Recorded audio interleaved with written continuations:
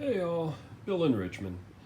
Not a lot of new progress, at least scenery-wise, on the N-scale layout this weekend. Have been doing some kit building. So swing around here. These I already had built, but I have them in position. I got the coaling tower basically done. Still have to paint, put the string on for thread, make it look like I've got cabling. Excuse me. An Atlas 3-stall engine house was built this afternoon. It's Sunday today. Get over here, and I still have to paint it. I still got to run the tracks into it as well. Then the engine house that I bought off eBay, a cardboard kit that a gentleman put together. I will detail it. Still have track to install there as well. The turntable is in the pit. Excuse me. Still have more weathering to do on it. Right now just some dilute paint. Painted it to look like aged concrete. Still needs the chocks. It is powered, and right now I am testing the tracks, at least going up to the turntable, to make sure that the engines run smooth over it, that I can get on and off the turntable without having any issues. And that's what I'm doing now. Then this week, during the evening, I will be putting in additional cork. I'll get the coaling tower painted, because once I get it permanently affixed and I got the track down, it's not going anywhere. So I'll get that done. I have to order a little bit of additional code 55 flex track, or a handful of packages of sectional track, just so that I can get the track going into the stalls. I'll order that this week, and I should have it hopefully by the weekend, and then I can continue on my way. Over the weekend coming up, I will get the engine yard fairly well done. I got a lot to do on it yet, but I'll get the tracks all in place. I get everything powered up so that it is rocking and rolling. And then the rest of it, another day.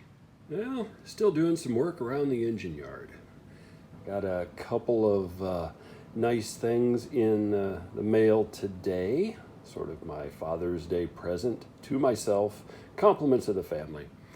I got this little 260 Pennsylvania, DCC equipped.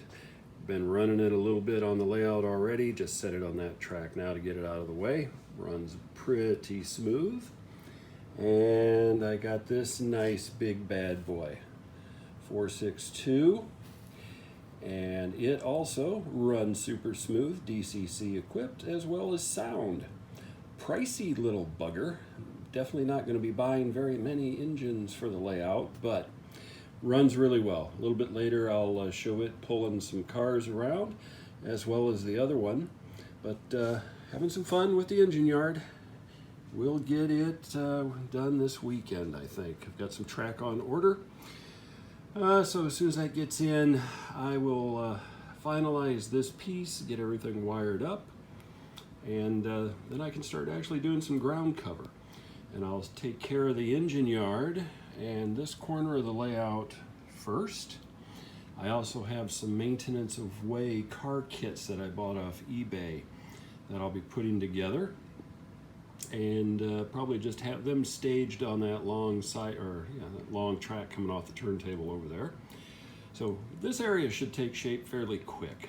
It'll be fun here over the next probably couple of weeks to get this piece done as I continue to work my way down the layout. More to come.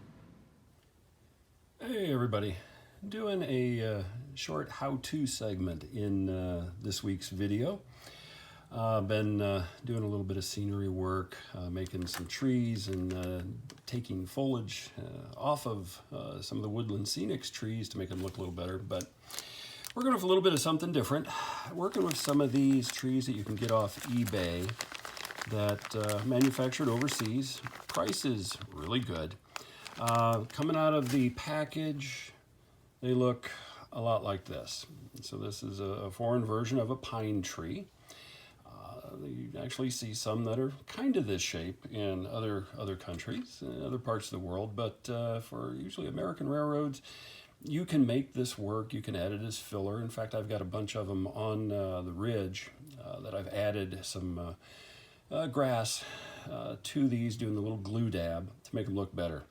But the way to really make them look better, to take it from this to this, is to do a little selective trimming so that you give it a little bit more random shape. It's not quite as round. And then do a glue dab and spin it in some ground material to make it look good. And I'll do that a little bit later, but I'll show you just how I make these off of this one. So very quick and easy. You just kind of choose where you want to nip a little bit, start taking it up towards the top, and you get rid of excess chunks, get a little bit of pieces off. You don't have to be neat, because trees in the real world are not neat. Give it a little bit more of a shape to the upper area. Take off some of the stuff that's just on the side.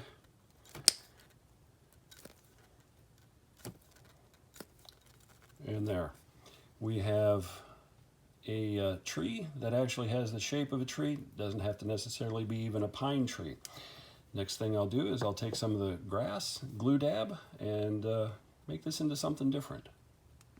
All right.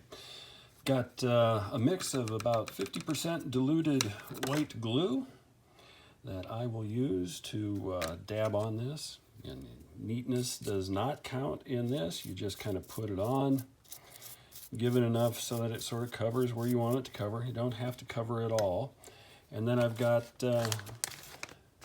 some ground cover that's a little bit lighter green than what I put, or than what the stuff is made of. And it's real simple. Put it in, grab it, and one poof, quick shake, I've got a tree. It looks quite a bit different than what it does, or what it was. I can put it in a little more, give it a spin. There we go. That one's ready to go on the layout. You can see the color difference between the two, just enough.